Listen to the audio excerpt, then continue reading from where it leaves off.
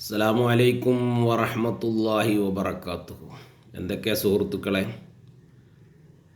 ഞാനിപ്പോൾ ലൈവിൽ വന്നത് ഈ അടുത്ത് നൗഷാദ് അഹ്സനി എന്ന് പറയുന്ന ഒരു പണ്ഡിതൻ്റെ പ്രസംഗം കേൾക്കാനിടയായി. അദ്ദേഹത്തിന് പണ്ഡിതൻ എന്ന് പറയാൻ പറ്റൂല എന്നതാണ് പരമാർത്ഥം.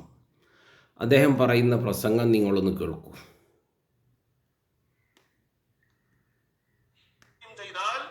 അള്ളാഹുവിന്റെ റസൂലിന്റെ പകരമായി വന്ന ഈ മഹാൻ നമ്മുടെ മുന്നിലിരിക്കുമ്പോൾ അവരെന്താണോ നമ്മളോട് നിർദ്ദേശിക്കുന്നത്, ആ വലിയ അല്ലെങ്കിൽ ആ ഷെയ്ഖ് എന്താണോ നമ്മളോട് പറയുന്നത്, അവർ പറയുന്നതാണ് നമ്മൾ ചെയ്യേണ്ടത്.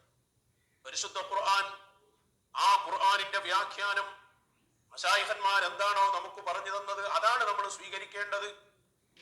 അത് മുമ്പുള്ള കിതാബിൽ ഇങ്ങനെ ഉണ്ടോ എന്ന് നോക്കേണ്ട ആവശ്യം പോലുമില്ല. മുൻകാല തഫ്സീറുകളിൽ പറയാത്ത ഒരു വിശദീകരണം.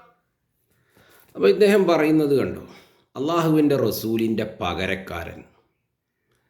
പാവപ്പെട്ട ഞാൻ 50 വർഷത്തോളം ഏകദേശം ഈ ഭൂമി ലോകത്ത് ജീവിച്ചു. ഒരുപാട് ആലിമീങ്ങളുടെ വഅളുകൾ പള്ളികളിൽ നിന്നും മദ്രസകളിൽ നിന്നും പൊതു സ്റ്റേജുകളിൽ നിന്നും കേട്ടിട്ടുണ്ട്. പക്ഷേ അള്ളാഹുവിൻ്റെ റസൂലിൻ്റെ പകരക്കാരൻ എന്നൊരു ഭാഷ ഈ കാലയളവിൽ ഒരു പണ്ഡിതനും ഉപയോഗിച്ചതായിട്ട് എൻ്റെ അറിവിൽ ഇല്ല. ഇത് ഇദ്ദേഹത്തിൻ്റെ ഷെയ്ഖിനെ വെള്ള പൂശാനുള്ള ഒരു പരിപാടിയാണ്. എന്നിട്ട് അദ്ദേഹം തുറന്നു പറയുന്നത് കണ്ടോ, തഫ്സീറുകളിലും കിതാബുകളിലും ഇമാമിങ്ങളും മുൻകാലത്ത് പറഞ്ഞത് നോക്കേണ്ടതില്ല, ഇപ്പോഴത്തെ ഷെയ്ഖ് എന്താണോ പറയുന്നതെങ്കിൽ അതാണ് സ്വീകരിക്കേണ്ടത്.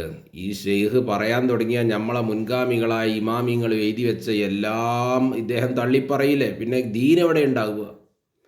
ഇതാണ് അഹ്ലുസുന്നത്തി വൽ ജമാഅത്തിൻ്റെ പാതയിൽ നിന്ന് വഴിതെറ്റി സംഘടനയിൽ നിന്ന് തെറിച്ചു പോയാൽ ഉണ്ടാകുന്ന അബദ്ധം. എന്തിനാണ് സംഘടന, എന്തിനാണ് പ്രസ്ഥാനത്തിൻ്റെ കൂടെ നിൽക്കുന്നതെന്ന് ചോദിക്കുന്നവർക്ക് മനസ്സിലാക്കാനാണ് ഈ ചെറിയ ഒരു അറിവ് ഞാൻ ഇവിടെ പോസ്റ്റ് ചെയ്യപ്പെടുന്നത്.